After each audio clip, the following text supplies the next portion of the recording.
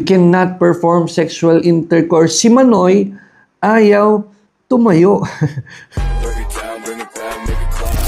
Ayan, so, meron tayong bagong question, no? Ang tanong niya is, attorney, pwede bang ground yung pag nagpa-vasectomy ang lalaki tapos sinabi niya lang daw after their marriage nung gusto nang mag-anak ng babae? So, try nating sagutin yung question mo, no? Under the family code, no, yung situation mo kasi falls under, we can constitute that as falling under fraud. No? Kasi nga, nagpa-vasectomy siya na hindi alam nung girl and sinabi niya lang after the marriage. Okay? No? So, fraud siya. Pero, the family code provides only 4 instances of fraud. And it does not provide that any other instances of fraud may occur. So, limited lang siya to 4 instances. Ano yung 4 instances na yun, attorney? First, non-disclosure of previous conviction. No? Hindi mo alam, yung asawa mo is convicted na pala dati. No? Wala kang alam. Nalaman mo lang nung kinasal na kayo. You can ask for annulment of marriage. Concealment of pregnancy by a man other than the husband. No? Tinago ng wife kung sino man yung totoong tatay. No? Hindi niya sinabi na iba pala yung tatay, no? Hindi pala si husband, no? Other than husband, iba palang lalaki yung tatay, no? Tinago yun ng wife, no? So, sabi, you can file an annulment for that purpose, no? Kasi, ang rationale kasi ng annulment is, have you known these facts at the time of the marriage? Will you still give your consent? No?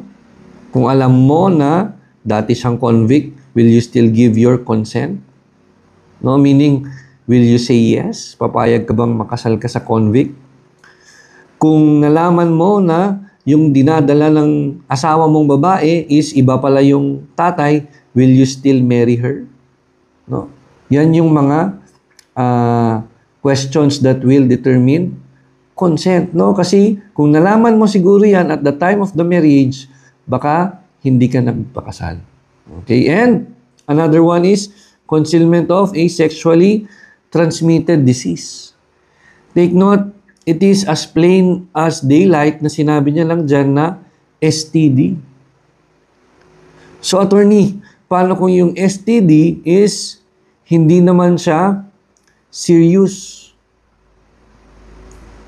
Pwede pa rin ba siyang ground? Yes, because the law provides concealment of sexually transmitted disease. It does not say, if it does not indicate na kailangan siyang maging serious bago mo siya maging ground, no. Whether serious or not, ground siya for annulment. Okay?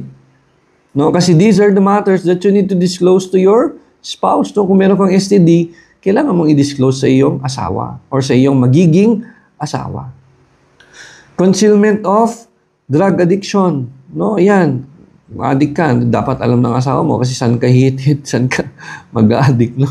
Habitual alcoholism, no? Pretending na hindi ka umiinom, pero nung nagkasal na kayo, ay, nako, lunod ka pala sa alak. Okay? Homosexuality or lesbianism. Concealment of homosexuality, concealment of lesbianism. Not homosexuality itself, but its concealment. Meaning, at the time of your marriage, alam mo na bakla yung mister mo, alam mo na tomboy yung misis mo, papakasalan mo pa rin ba siya?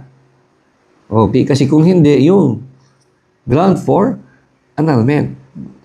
Baka hindi mo binigay yung consent mo. Okay? Yan lang yung, these are the only instances of fraud laid down by the family code, laid down by the law. Wala siyang sinabi about vasectomy.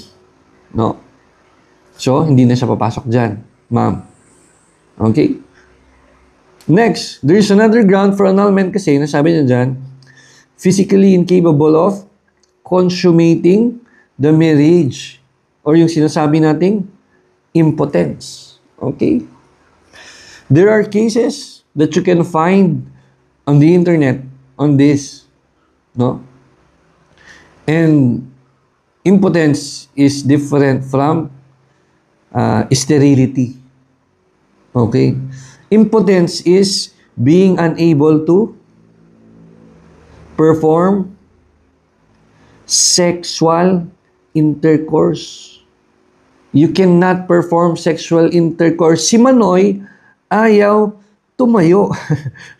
Impotence, no? Yun yung sinasabi nito na physically incapable of consummating the marriage and not sterility or not the ability to bear a child. Hindi yun. Hindi ito ang sinasabi ng batas, kundi the incapability to perform sexual intercourse because this is one of your obligations to your spouse, your obligation to your husband, and your obligation to your spouse. Okay, if you cannot do this, this can also be a ground for annulment. Okay? So ma'am, wala yung vasectomy. No? Yung hindi na siya makapag impregnate ng babae. Okay, so I hope that answers your question. Thank you.